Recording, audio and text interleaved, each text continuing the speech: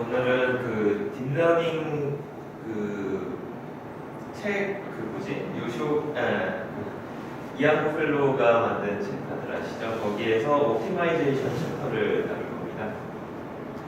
그래서 퓨어 옵티마이제이션에서 다루고 이제 옵티마이제이션 문제에서 어떤 챌린지들이 있는지 그리고 베이직 알고리즘에 대해서 그리고 더 나아가서 러닝 레이트를 아답티브하게 결정해 줄 수 있는 옵티마이제이션 알고리즘에 대해서 다루도록 하겠습니다. 그리고 마지막으로 옵티마이제이션 문제를 푸는 데 있어서 필요한 몇 가지 전략들을 소개해 드리도록 하겠습니다.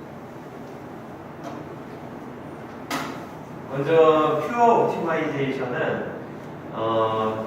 그 옵티마이제이션 문제를 풀 때 가장 초기에 접근했던 방식이 되겠죠. 그 옵티마이제이션의 목적이라고 하면 코스트 펑션인 J 펑션을 이제 자코비안 펑션이라고 하죠. J 펑션은 그 자코비안 매트릭스를 미니마이즈 해주는 게 목적이 되겠습니다. 그래서 코스트를 가장 줄일 수 있는 방향으로 옵티마이즈를 해주는 거죠. 그 옵티마이제이션을 하기 위해서는 일단은 그 데이터가 가지고 있는 분포를 알고 있을 때 그 정확한 옵티마이제이션 해법을 찾을 수가 있는데 보통은 이 전체 데이터에 대한 그 분포도를 알 수 없기 때문에 이 데이터에 대한 분포를 트랙터블 할 수가 없어요. 트랙터블한 상태이고 그래서 이 문제를 해결하기 위해서는 임피리컬하게 리스크를 미니마이제이션 해주는 방향으로 문제를 풀어야 됩니다. 이 식에서 보시면 이거는 간단히 여러 개의 하이퍼서시스가 존재를 했을 때 그 하이퍼서시스의 리스크가 가장 최소가 되는 하이퍼시스를 결정을 하는 게 이 퓨어 옵티마이제이션의 기본 원리입니다. 근데 이러한 기법들은 그 기존에 가지고 있는 트레이닝 데이터에 한정을 지어서 이제 옵티마이제이션을 하기 때문에 이거는 항상 오버피팅하는 경향이 있어요. 가지고 한정된 데이터 안에서 문제를 해결하기 위해서는 그 문제에 맞춰서 이제 옵티마이제이션을 하다 보면 제너럴라이제이션을 해주는 데 있어서 약간 부족한 부분이 있을 수 있겠죠. 그래서 이 문제를 해결하면서 옵티마이제이션 문제를 풀어줘야 됩니다.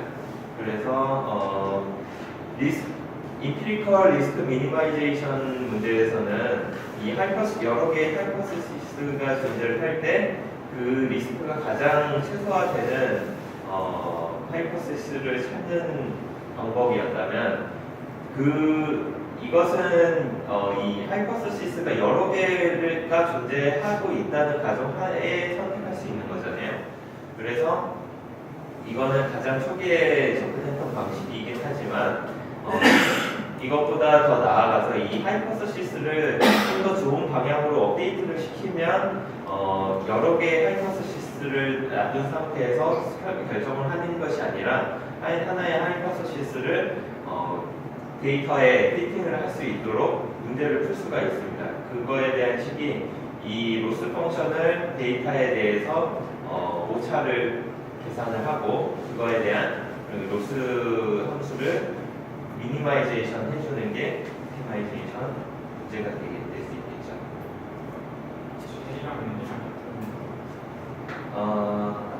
보통 J는 그 코스트 펑션을 얘기를 하고 이게 L은 로스 펑션을 얘기를 하는데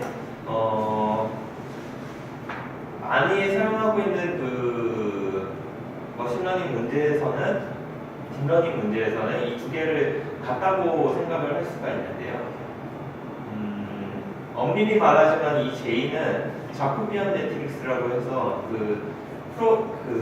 데이터의 분포도를 계산을 할 때 옵티마이제이션 해주기 위해서 자코비안 매트릭스를 계산을 하게 되는데 딥러닝 문제에서는 코스트 펑션 자체를 J로 표기를 하고 있기 때문에 J랑 얘랑 같은 의미를 가지고 있다고 생각할 것 같습니다.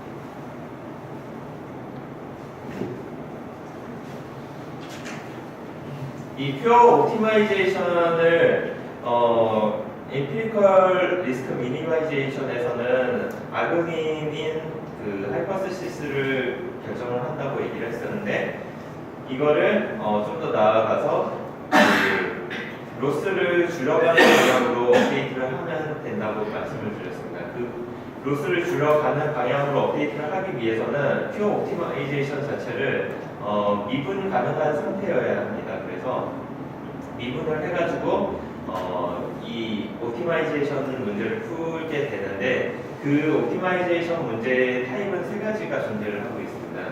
그래서 첫 번째로는 배치 알고리즘이고, 두 번째는 스토캐스틱, 그리고 세 번째는 미니 배치 알고리즘입니다. 딥러닝 문제에서는 대부분의 미니 배치 알고리즘을 사용하고 있고요. 먼저 배치 알고리즘에 대해서 설명을 드리자면, 데이터가 존재를 할 때 모든 데이터를 다 사용을 하는 것을 배치 알고리즘이라고 합니다. 다시 설명을 드리면, 웨이트를 업데이트함에 있어서 데이터를 한꺼번에 다 보는 거죠. 하나의 매트릭스 안에 모든 데이터를 다 집어넣는 겁니다. 그게 배치 알고리즘인데, 요즘 문제에 있어서 그 배치 알고리즘은 사용할 수 없는 게, 데이터가 워낙 방대하기도 하고 그 데이터를 담을 수 있는 메모리가 공간이 충분치 않기 때문에 배치 알고리즘은 대부분의 문제에서 사용을 할 수가 없습니다. 요즘 그 테스트에 대해서는. 그래서 두 번째로 나온 알고리즘이 그 스토캐스틱 알고리즘인데, 스토캐스틱 알고리즘은 온라인 알고리즘이라고 얘기를 하기도 합니다. 이 온라인 알고리즘은 단 하나의 그 데이터를 통해서 웨이트를 업데이트를 하는 방식인데, 요즘에는 그냥 스토캐스틱 알고리즘이라고 하면 미니 배치 알고리즘도 스토캐스틱 알고리즘이라고 얘기를 하고 있죠. 그래서 이 두 개의 경계에는 약간 모호해진 경향이 있습니다. 한 상태는. 근데 엄밀히 말하면 온라인 알고리즘이라고 하면 단 하나의 데이터를 이용을 해서 옵티마이제이션 문제를 풀어나가는 방식이라고 알고 있으시면 되겠습니다. 그리고 미니 배치 알고리즘은 하나의 데이터로 업데이트를 하게 되면 시간도 오래 걸릴 뿐더러 이제 데이터 하나가 가지고 있는 분포도가 전체를 표현함에 있어서 약간 부족한 경향이 있기 때문에 러닝하는데 걸리는 시간이 조금 더 오래 걸리는 문제도 있습니다. 그래서 이 데이터를 하나가 아니고 한 어느 정도 뭐 128개나 512개나 이렇게 한 묶음으로 사용을 하는 게 미니 배치 알고리즘입니다. 그래서 전체 데이터셋을 사용을 하는 건 아니지만 스토캐스틱한 방법으로 한 일정량의 활용할 수 있는 그 메모리가 활용할 수 있는 만큼의 데이터를 사용을 해서 옵티마이제이션 문제를 푸는 방식이 되겠고요. 이 옵티마이제이션 알고리즘을 푸는 데 있어서 가장 중요한 거는, 데이터를 고를 때 그 데이터를 랜덤하게 골라주는 게 가장 중요합니다. 왜냐하면 데이터가 순서가 일정하게 유지된 상태에서 거기서 순서대로 뽑게 되면 데이터가 가지고 있는 순서에 따른 그 플라이어가 존재할 수가 있어요. 그거에 따라 그 플라이어가 그 데이터 분포를 대표하는 이 옵티마이제이션 문제를 풀기 위함에 있어서 꼭 필요한 플라이어가 아님에도 불구하고 그 불필요한 순서에 인한 플라이어가 존재함으로써 그 원래 파라미터가 가지고 있는 각과의 차이인 바이어스가 생기게 되죠. 그렇지만 이 순서를 랜덤하게 섞음으로 인해서 그 바이어스를 방지를 할 수가 있습니다.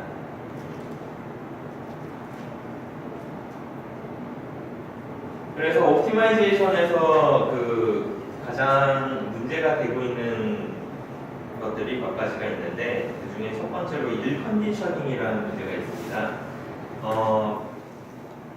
일 컨디셔닝 문제는 그레디언트가 그 음수 방향으로 이제 감소되는 방향으로 그레이디언트가 나왔음에도 불구하고 그 그레이디언트 방향으로 업데이트를 했는데 전체적인 로스가 증가하는 때가 발생을 하거든요.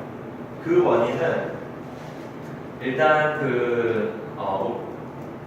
오브젝티브 펑션 자체를 테일러 시리즈로 익스펜션을 하게 됐을 때 테일러 시리즈는 다들 아시나요? 모르시는 분은 그러면 2차 테일러 시리즈로 분산을 하게 됐을 때 이런 식으로 분산을 할 수가 있습니다.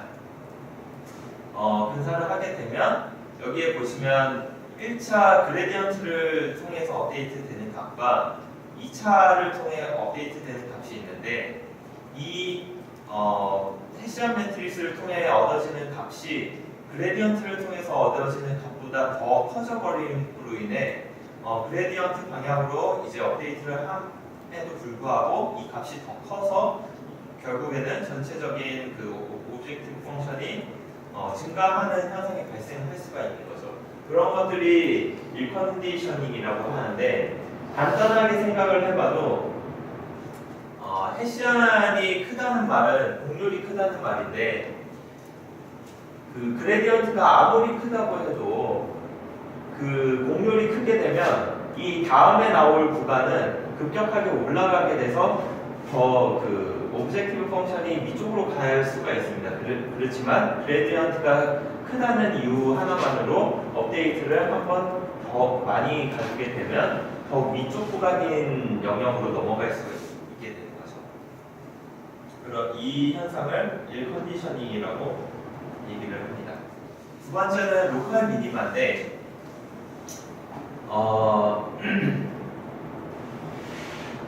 오브젝티브 펑션 자체가 가지고 있는 최적화된 솔루션이 글로벌 미니마라고 합니다. 전체적으로 봤을 때 모든 펑션의 모든 구간을 봤을 때 가장 낮은 구간을 글로벌 미니마라고 하는데 업데이트를 하다 보면 이런 구간에 빠질 수가 있죠.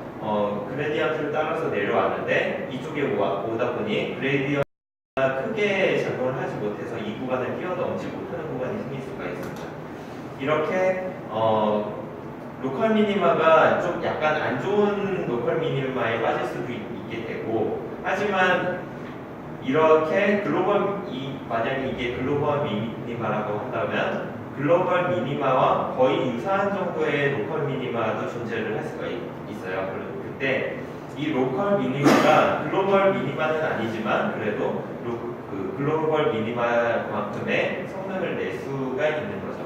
하지만 이런 그 안 좋은 로컬 미니마는 빠져나와 줘야 되는 게 옵티마이제이션 문제에서 챌린지로 있는 문제입니다. 세 번째는 클리프 앤 익스플로딩 그레디언트 문제인데요. 앞쪽에서 말했다시피 그레디언트가 작은 상태에서 로컬 미니마에 빠지게 되면 이 그 로컬 미니마를 빠져나올 수가 없는데, 이 빠져나올 수 없는 상태가 이 베니싱 그레디언트 문제가 되고요. 그리고 다시 설명을 하겠습니다. 이제 그 다른 예를 하나를 들어볼게요. 딥러닝 문제에서 이제 약간 그 깊은 딥러닝이라고 했을 때 그레디언트를 계산을 하다 보면 그 그레디언트가 위에서 아래쪽으로 백프로바케이션이 됨으로 있어서 그레디언트가 계속 연속적으로 곱해지게 되는데, 그 곱함에 있어서 그레디언트 자체가 굉장히 커지는 문제가 발생할 수가 있습니다. 그 문제를 익스플로딩 그레디언트 프로블럼이라고 하고, 반대로 그레디언트가 굉장히 작은 값이 존재를 할 때 작은 값들을 반복적으로 곱해지게 되면 그레디언트가 사라지게 되겠죠. 0에 가까운 값으로 수렴을 하게 되는데, 그럴 때 베니싱 그레디언트 문제가 발생을 하게 됩니다. 그래서 베니싱 그레디언트 문제가 발생을 했을 때는 이런 식으로 로컬 미니마에 빠질 확률이 높아지게 되고, 익스플로딩 그레디언트 문제가 발생했을 때는 적정한 로컬 미니마나 글로벌 미니마에 도달을 할 수가 없습니다. 왜냐하면 이 정확한 포인트를 가기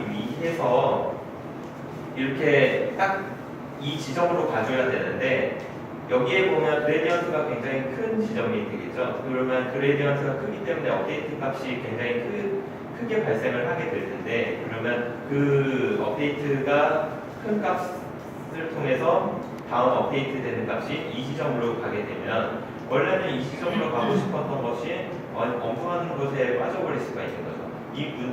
이 그림 자체에서는 그래도 어느 정도 낮은 구간에서 나오게 되는 그림을 예시로 들었지만 극단적인 표현으로는 그래프가 이런 식으로 될 수도 있단 말이에요. 그러면 여기에서 더 낮은 구간에서 그레디언트를 통해서 업데이트를 했는데 완전 올라간 다음 지점이 이 지점으로 업데이트가 될 가능성도 존재를 합니다. 그래서 익스플로딩 그레디언트 문제를 해결하기 위해서 이 그레디언트 자체의 절대값을 한정시키는 방식이 클리프 방식입니다. 그래서 그레디언트를 어느 정도 그 스레시홀드 값을 줘가지고 클리핑을 함으로 인해서 익스플로딩 그레디언트 문제를 해결을 해줄 수가 있고요.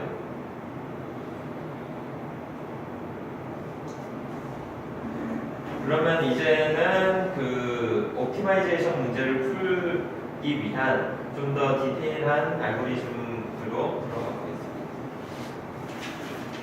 그 첫 번째로 가장 유명하고 아직까지도 많이 쓰고 있는 알고리즘이에요. 스토캐스틱 그레디언트 디센트 문제인데 알고리즘인데 이거는 말 그대로 스토캐스틱한 데이터를 통해서 그레디언트를 계산을 하고 그 그레디언트 방향으로 데이터를 업데이트를 해주는 방식입니다. 단순히 그레디언트만 계산을 하고 웨이트를 업데이트를 해주는 방식이에요. 그래서 로스 펑션이 이렇게 정의가 됐다면 그 로스 펑션을 파라미터로 파셜 데리베이티브를 해주게 되면 이제 그레디언트를 얻을 수가 있겠죠. 그 그레디언트를 통해서 러닝 레이트를 곱해진 값으로 웨이트를 업데이트를 해주는 방식입니다. 가장 단순한 방식이면서도 많은 문제에서 이 SGD 알고리즘을 통해서 해결을 해줄 수 있을 만큼 단순하면서도 강력한 알고리즘입니다.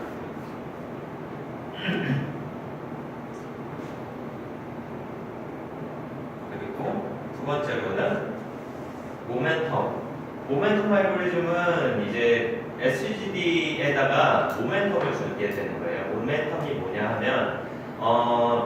이 업데이트를 하면서 보면 그 그레디언트가 완전히 다른 방향으로 계속 계산이 될 수가 있어요. 그렇게 되면 이게 1컨디셔닝이 되겠죠. 그레디언트 방향으로 업데이트를 했음에도 불구하고 다음 위치는 코스트 펑션이 굉장히 높은 지점으로 가게 되는 1컨디셔닝 상태인데 이런 거를 해결을 하기 위해서 이전 그레디언트 값을 어느 정도 더해주는 겁니다. 그래서 약간 반성을 준다고 생각을 해볼 수가 있는 거죠. 업데이트를 이전 그레디언트 방향만큼 어느 정도 더해줘서 이만큼 가려고 했던 그레디언트 계산값을 이 정도 줄여줄 수 있는 겁니다. 그러면 최종적으로는 좀 더 옵티마이한 값에 좀 더 빠르게 접근을 할 수가 있겠죠. 이 모멘텀 문제가 스토캐스틱 그레디언트 디센트 문제는 1차식을 통해서 옵티마이제이션을 해주는 방식이라고 하면 이 모멘텀 문제는 해시안 매트릭스를 통해서 이 풀 1컨디셔닝을 해결을 해주게 되는 알고리즘이라고 생각을 할 수가 있는데요. 보통 어프로시메이션을 할 때도 세컨드 오더 이펙트 그리고 서드 오더 이펙트라고 해서 1차식으로 근사할 수 있는 경우는 굉장히 적잖아요. 하지만 2차적인 식과 3차식이 더 나아감에 있어서 좀 더 출발한 그 어프록시메이션을 할 수 있게 되는데 이것도 1차로 근사한 그 옵티마이제이션 문제 풀이 방식이라고 하면 모멘텀 방식은 2차로 근사하는 그 옵티마이제이션 문제라고 생각을 해볼 수가 있습니다. 그래서 여기서 SGD와 다른 거를 보면 이전의 그 V는 뭐 벨로시티라고 표현을 했지만 이전 그레디언트라고 생각을 하시면 됩니다. 이전 업데이트 값이라고 생각을 해주고요. 이전 업데이트 값에 어느 정도 알파 정도의 그 비율 레이트를 써서 사용을 하는 겁니다. 그리고 현 지점에서 계산된 그레디언트를 러닝 레이트로 더 플러스를 해주는 거고요. 예, 마이너스를 해주는 이유는 다들 아시겠죠? 그레디언트가 낮은 방향으로 이동을 해야 되기 때문에 값이 낮아지는 방향으로 이동을 해야 되기 때문에 이렇게 업데이트 값을 이전 값을 사용을 해서 업데이트 값을 계산을 해주고 최종적으로 파라미터를 계산을 해주는 방식입니다. 세 번째는 네스테르고 모멘텀 방식인데요. 이 네스테르고 모멘텀 방식은 모멘텀 방식이 가지고 있는 문제점을 한 가지 해결하기 위한 방식이에요. 모멘텀이 가지고 있는 문제 하나가 무엇이냐면 현재 지점이 이 빨간 지점이라고 생각을 했을 때 그 다음 지점을 계산을 할 때 이전 모멘텀을 더해주게 되고 거기에다가 그레디언트를 또 더해주게 되는데 결국에는 이 벡터와 이 벡터를 계산을 하는 거지 않습니까? 그래서 업데이트 값을 결정을 하게 되는데 이게 잘못됐다는 겁니다. 왜냐하면 모멘텀 스텝을 통해서 이만큼 이동을 했는데 그레디언트는 여기에서 계산을 하지 않고 이전 모멘텀을 더하기 전 위치에서 그레디언트를 계산하게 된 거죠. 그러면 이 그레디언트와 이 그레디언트가 다른 방향을 가지고 있음에도 불구하고 여기에서 계산된 그레디언트를 사용하는 것이 잘못됐다고 해서 나온 알고리즘입니다. 그래서 그레디언트를 이쪽 지점에서 다시 계산을 하게 되는 거죠.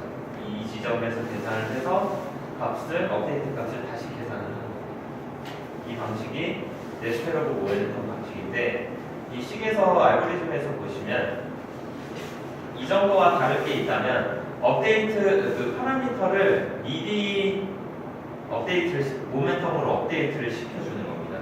이전 알고리즘에서 보면 파라미터는 최종적으로 계산을 다 끝낸 상태에서 업데이트를 시켜주는데 여기서는 이미 한번 파라미터를 이전 모멘텀을 통해서 업데이트를 한 번 시켜주고 거기에서 그레디언트를 계산을 하는 겁니다. 그러면 모멘텀이 지난 이 위치에서의 그레디언트를 계산을 할 수가 있겠죠. 그래서 최종적으로 업데이트 값을 계산을 하게 되고 그 업데이트 값을 통해서 파라미터를 다시 계산을 해주는 겁니다. 이 방식이 네스테르고 모멘텀 방식이고요. 옵티마이제이션 문제에서 이렇게 단순히 그레디언트를 어떤 방향으로 계산을 할 거냐 이런 것도 고려를 해야겠지만 옵티마이제이션 문제에서 중요한 것 중에 하나가 그레디언트를 얼마나 적용할 건지 결정하는 것도 하나의 중요한 요인입니다. 그레디언트가 러닝 레이트가 너무 크게 된다면 또 학습이 잘 안 되겠죠. 미니멀을 찾을 수가 없기 때문에 학습이 잘 안 되고 너무 또 작으면 안 좋은 로컬 미니마에 빠질 확률이 높기 때문에 학습이 또 잘 안 됩니다. 그래서 이 러닝 레이트를 결정해 주는 게 굉장히 중요한 요인인데 그 러닝 레이트를 아답티브한 방식으로 결정을 해주겠다는 게 아답티브 러닝 레이트 방식입니다. 그 첫 번째 알고리즘으로는 아다그레이드라는 방식인데 AD 그레이드라는 방식인데 이거는 이 러닝 레이트 자체에다가 이전 그레디언트의 제곱한 값을 더해줘서 이전 그래디언트가 많이 업데이트가 됐다고 하면 업데이트를 덜 하게 되고, 또 업데이트를 이전에 많이 해줬다고 하면 이제 또 업데이트를 적게 해주는 방향이라고 보시면 됩니다. 이 알고리즘은 그 인포메이션 정보이론 쪽으로 관점으로 생각을 해볼 수가 있는데요. 정보이론 관점에서도 되게 커먼한 데이터에 대해서 가지고 있는 정보량은 굉장히 적고, 레어한 데이터에 대해서는 정보량이 크다고 얘기를 하는데요. 이 말은 그레디언트가 많이 적용이 됐다는 말은 그만큼 커먼한 데이터에 대해서 업데이트가 많이 이루어졌다고 볼 수 있는 거고, 그레디언트가 적다고 하는 거는 그 레어한 데이터에 대해서 그레디언트 적용이 덜 됐다고 볼 수가 있는 거죠. 그래서 그레디언트가 많이 적용되는 구간에서는 인포메이션 게인이 적기 때문에 그 업데이트량을 적게 적용을 시켜주는 거고요. 이런 방식이 ADA 그래디언트 방식입니다. 그래서 그레디언트에 accumulated square gradient 값을 계산을 해요. 그레디언트의 제곱을 계속 누적을 시켜주는 거죠. 그 누적된 값에 루트를 씌워가지고 이 델타 값은 그냥 이플론이라고 생각하시면 됩니다. 굉장히 작은 컨스탄트 값이고요. 이 컨스탄트 값을 더해준 값을 러닝 레이트로 나눠주게 되는 거죠. 이 방식이 ADA 그래디언트 방식입니다. 그리고 그 다음이 RMS 플랫 방식인데,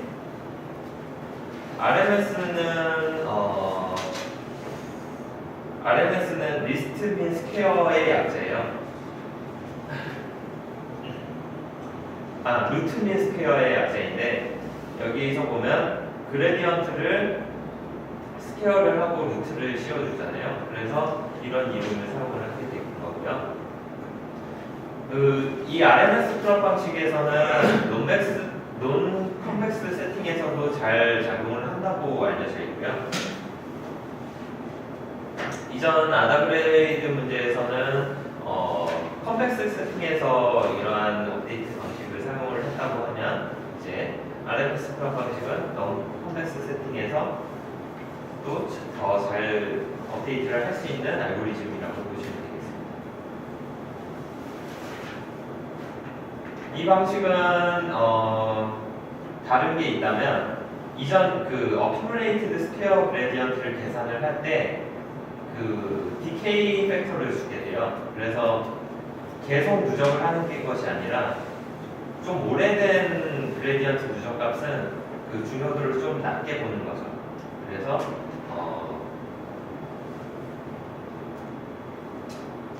누적값에 그레디언트의 제곱을 그냥 곱하는 것이 아니라 누적값과 새로 계산된 그레디언트의 스퀘어 값을 평균 내준 값을 새로운 accumulated square gradient로 계산을 하는 겁니다.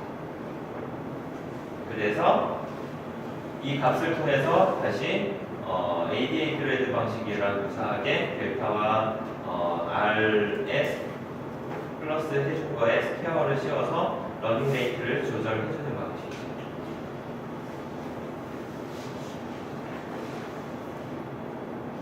그 다음으로 나왔던 거는 이 아답티브 러닝 레이트 방식에다가 이제 모멘텀을 추가했던 이전 방식을 플러스 해준 방식입니다. 그래서 RMS 플랍에다가 네스테로브 모멘텀 방식을 개념을 추가를 해주는 거예요. 네스테로브 모멘텀 방식은 아까 말씀했듯이 그 모멘텀을 더한 거에서 모멘텀 더한 위치에서 그레디언트를 다시 계산을 해가지고 업데이트하는 방식이에요. 이거를 RMS 플랍에다가 적용을 해주는 겁니다.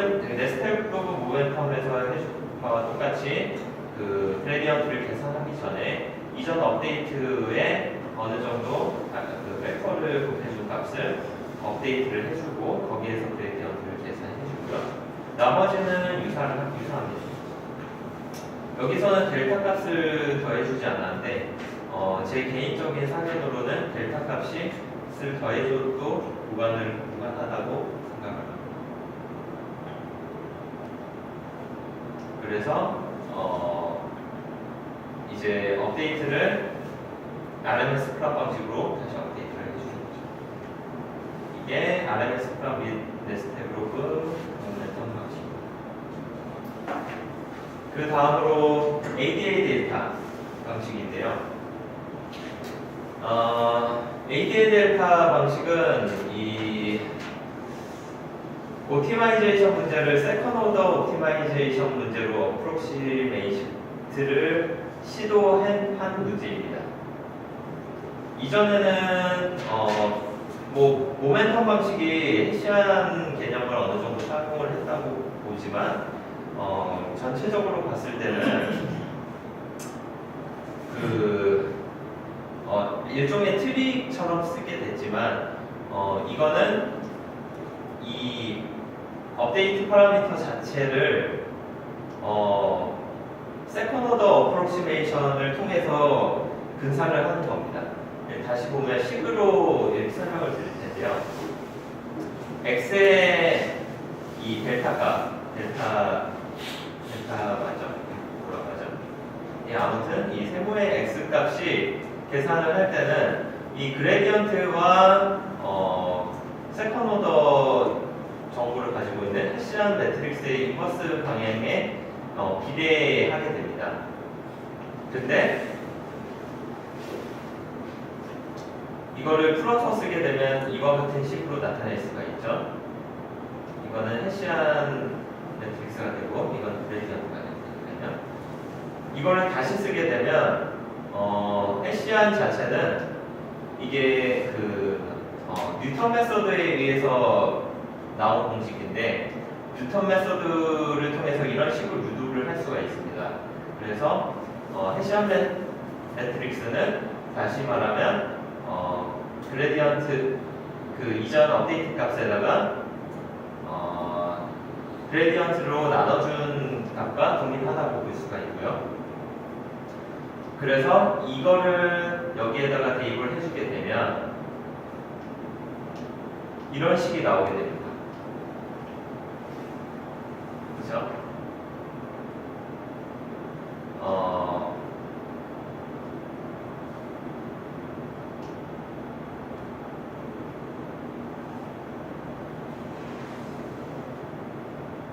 여기 보시면 이거를 넘겨주게 되면 델타 값 자체는 이제 델타 x분의 그레디언트의 제곱이 되는데 여기서 말하고 있는 이 그레디언트와 델타 값은 이제 새로 적용될 값의 그레디언트가 아니고 이전에서 계산했던 accumulated 그레디언트를 사용을 하는 게 이 ADA 데이터의 개념입니다. 그래서 이전에서 계산해준 루트 민 스퀘어드 그레디언트를 사용을 하고 그리고 똑같이 업데이트 방식도 루트 민 스퀘어 값을 사용을 해가지고 이 값으로 나타낼 수가 있습니다.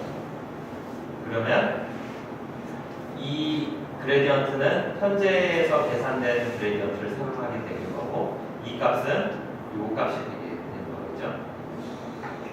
그래서 새로운 업데이트 값을 계산하게 됩니다.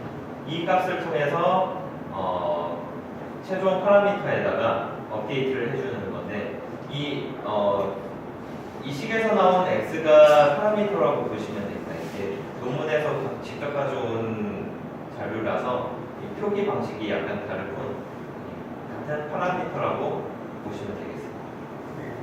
루트 스퀘어가 루트 스퀘어가 이제 안에 제곱 더한 거에 평균을 붙여주는 거잖아요. 예, 그렇죠. 그러면은 저 RS로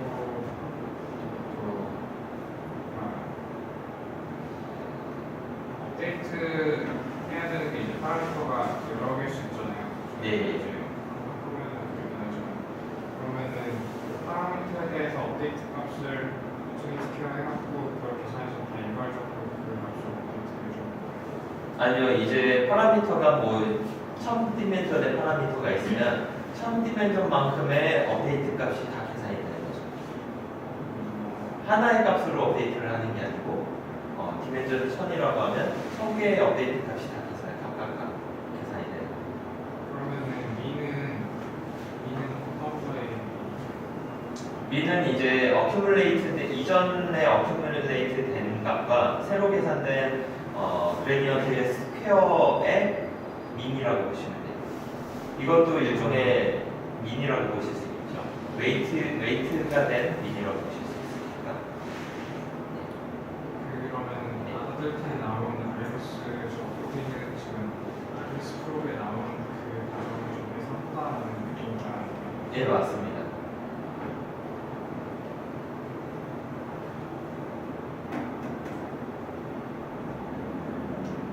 그래서 이 어큐뮬레이터 업데이트도 그 리스트 및 스퀘어로 업데이트를 해줘야 돼요.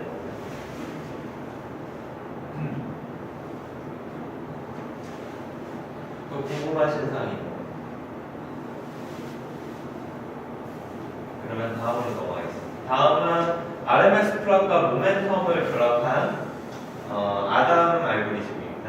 아담 알고리즘은 말 그대로 RMS 플롯과 모멘텀을 개념을 추가한 거고요. 모멘텀은 그 1차식 그 그레디언트를 통해서 이전 모멘텀을 계산해주고 값을 업데이트를 해주는 거였잖아요. 그래서 이전에 계산된 모멘텀을 이 그 팩터를 통해서 계산을 해주는 겁니다. 모멘텀을 계산해주고 그리고 RMS 플롯에서 계산한 방식과 동일하게 그레디언트의 제곱을 통해서 값을 계산을 해서 어큐뮬레이티브 썸을 계산을 하고 그거에 대한 루트를 씌워서 러닝 레이트를 조정하는 방식이 되겠습니다. 이 방식을 통해서 파라미터를 업데이트를 해주는 거죠.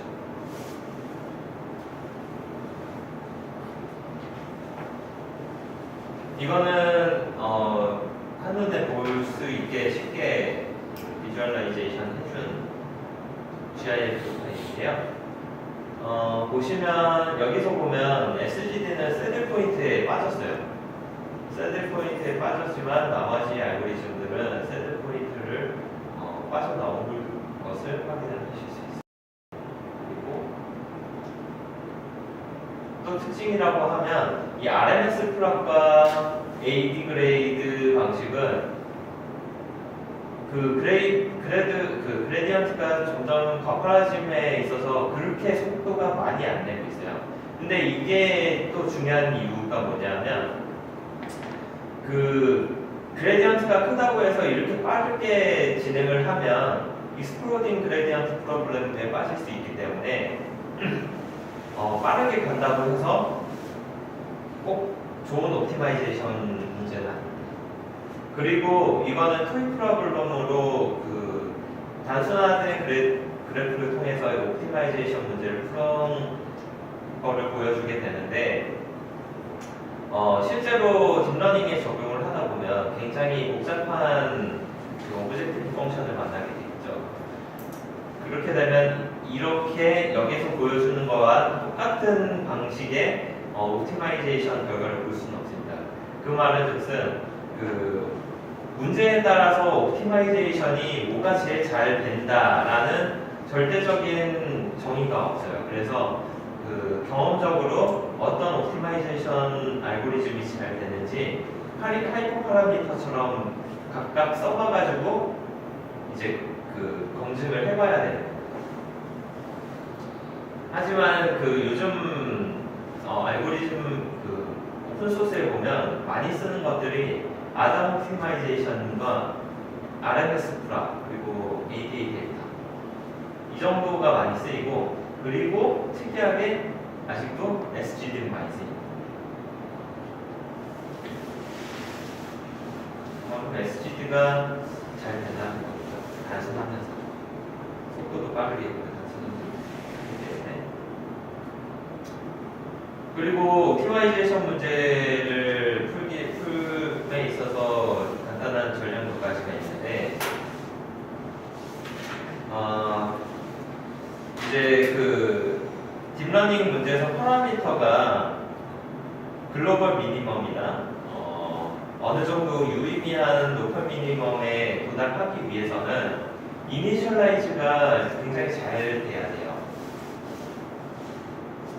그 가장 중요한 것 중에 하나가 시메트리를 깨야 된다는 문제인데, 이 시메트리를 깨야 된다는 의미가 뭐냐면 이 시메트리 좀 극단적인 예로 설명을 드려볼게요. 웨이트가 다 동일한 값을, 뭐 제로 웨이트도 일종의 시메트리 매트릭스잖아요. 그래서 뭐 제로 값으로 이니셜라이즈된 레이어가 존재했다. 그러면 웨이티드 썸을 해버리면 이 다 웨이트가 다 동일하면 결국에 나오는 이 아웃풋들이 다 동일하겠죠. 그러면 웨이트를 되게 많은 웨이트를 사용함에도 불구하고 똑같은 결과의 아웃풋을 사용을 하게 되는 겁니다. 그래서 복잡한 모델을 만듦에도 불구하고 몇 개 동일한 웨이트를 사용함에 있어서 액티베이션된 정작 우리가 사용할 수 있는 액티베이션된 아웃풋은 몇 개 되지 않는 겁니다. 이거는 조금 드물게 스팔스하게 시메트릭한 경우도 생각을 해볼 수가 있는데, 스팔스한 시메트리 매트리스에서도 어느 정도 비슷한 같은 값을 통해서 계산된 액티베이션된 히든 아웃풋을 보게 되면 어느 정도 몇 개의 노드들은 동일한 값을 가질 수가 있어요. 시메트리에 의해서. 그러면 1000 디멘전을 사용한 히든 레이어를 쓰고 있지만 이 시메트리 때문에 결국에는 한 700개 정도의 노드를 사용하는 결과를 낼 수가 있는 거죠. 그래서 시메트리를 깨는 게 가장 중요한 포인트고, 그 시메트리를 깨는 가장 쉬운 방법 중에 하나가 랜덤 이니셜라이제이션 방식입니다. 랜덤하게 이니셜라이제이션을 해주게 되면 각각의 값들이 인디펜던트한 값을 가질 수가 있고, 시메트리가 될 경우가 굉장히 낮겠죠. 가능성이. 그렇기 때문에 랜덤 이니셜라이제이션을 많이 해줘서 많이 사용을 하고 있습니다. 하지만 랜덤 이니셜라이제이션 할 때도 조금 주의해야 될 게 있는데요. 이 랜덤 이니셜라이제이션 밸류 값을 크게 잡게 되면 시메트릭 효과는 깰 확률이 높지만 그렇지만 이 익스플로딩 그레디언트 문제에 빠지게 됩니다. 백프로파게이션 통해서 그레디언트를 계산을 할 때 노드의 값을 통해 그레디언트를 하는 것이기 때문에 그 파라미터가 크게 되면 이제 그레디언트 값이 점점 커질 수가 있는 거죠. 이전 웨이트 값의 그레디언트들이 다 급해지면서 백프로파게이션 되는 거기 때문에 큰 값을 쓰게 되면 제 경험에 빗대어서 이 말씀을 드리면, 제가 텐서플로우를 사용을 하게 됐을 때 웨이트 이니셜라이제이션을 랜덤 이니셜라이제이션을 쓰게 됐는데, 그 스탠다드 데비에이션을 어느 정도 좀 크게 썼더니 학습을 할 때 그레디언트 익스플로딩 프로블럼에 빠져가지고 NAN 값이 나올 때도 몇 번 있었어요. 그때 해결 방법 중에 하나가 이니셜라이제이션 해줄 때 스탠다드 데비에이션을 낮은 값으로 해줬을 때 그 문제를 해결해 줄 수 있는 적이 있었고요.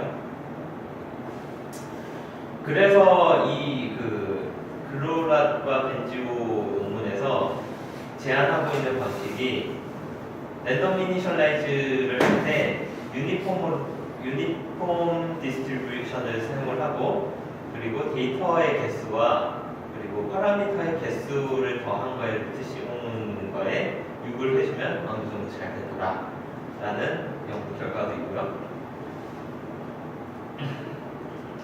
그리고 랜덤 이니셜라이즈 하면서도 이제 IID를 완전히 지키기 위한 방식으로 그라움 슈밋 오소거널라이제이션을 통해서 완전히 독립적인 IID 값을 가질 수 있는 파라미터를 랜덤하게 이니셜라이즈 해줄 수 있는 방식으로 랜덤 크라우시 및 오스버널라이제이션 방식이고요.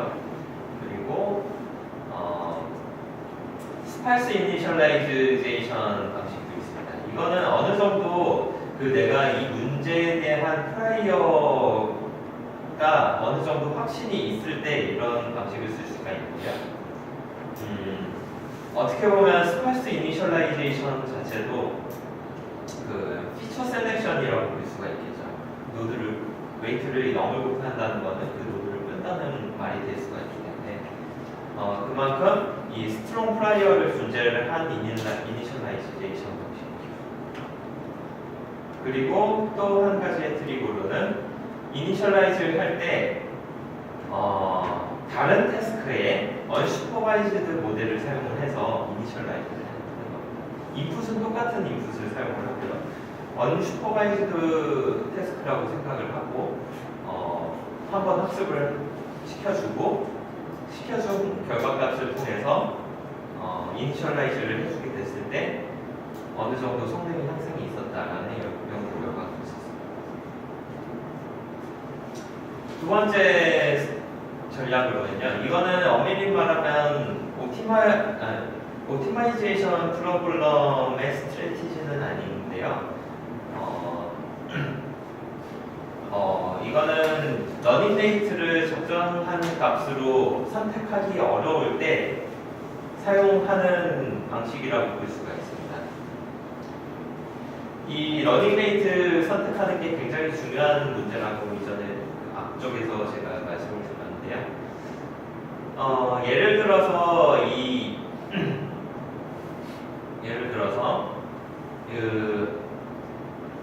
액티베이션 펑션이 존재하지 않는 멀티레이어 퍼셉트론이 존재를 한다고 했을 때 이 y 햇의 값은 요거를 제외한 이런 것들 그레디언트 있는 제외한 x 햇은 x w1, w2, w3, wl까지의 곱수로 볼 수가 있잖아요.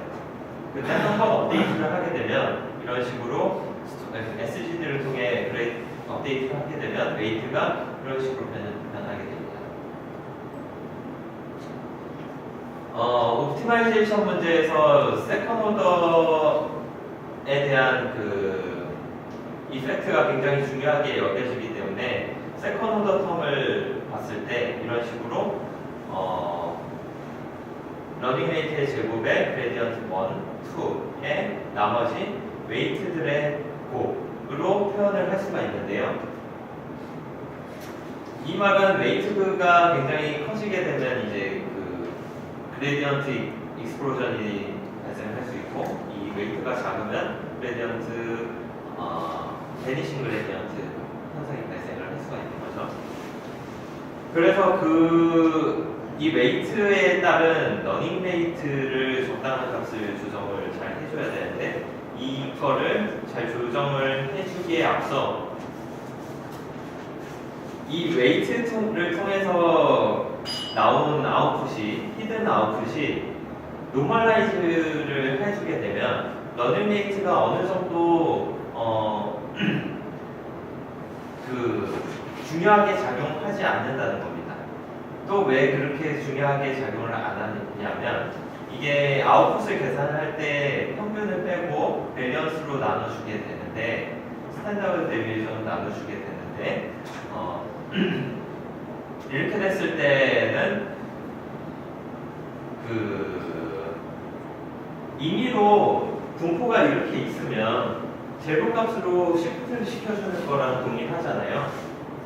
그냥 이렇게 노멀라이즈만 시켜주게 되면 정보가 변할 수가 있어요. 바이러스에 대한 정보까지 없애버리는 거기 때문에 이것만 사용을 하지 않고 러너블 파라미터를 사용을 해서 이거를 다시 스케일링을 하고 그리고 이 베타가 이제 평균이 되겠죠. 베타 값을 더해줘서 다시 옵티멀한 분포를 찾을 수 있게 시프트를 시켜주는 겁니다. 이게 배치 노멀라이제이션 방식이고 그렇게 되면 이 웨이트들이 커짐에 따라서 그 아웃풋이 커지게 되면 문제가 발생을 할 수가 있는데 그거를 줄일 수가 있죠. 노멀라이제이션을 통해서, 같이 노멀라이제이션을 통해서 이런 방식이 있습니다. 이 노멀라이제이션은 액티베이션 펑션과 이 fully connected ray 어파인 트랜스폼 사이에 적용을 시키는 것이라고 알려져 있고요.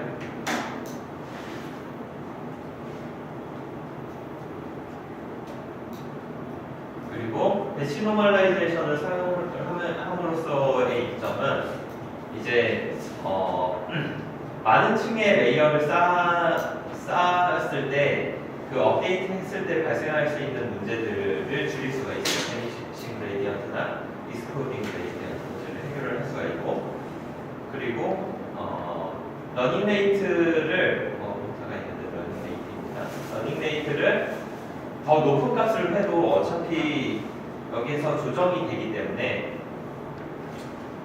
높은 값을 사용을 할 수가 있는 거예요. 그리고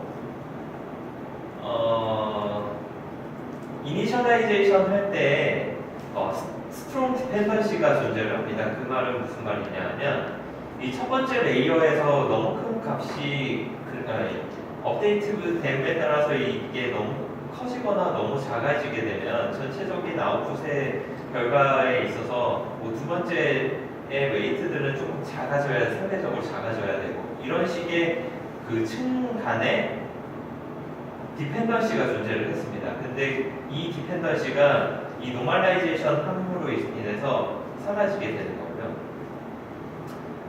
그리고 결과적으로는 이 배치 노멀라이제이션을 사용을 하게 되면 레귤러라이제이션 효과를 얻을 수 있다고 연구가 됐습니다.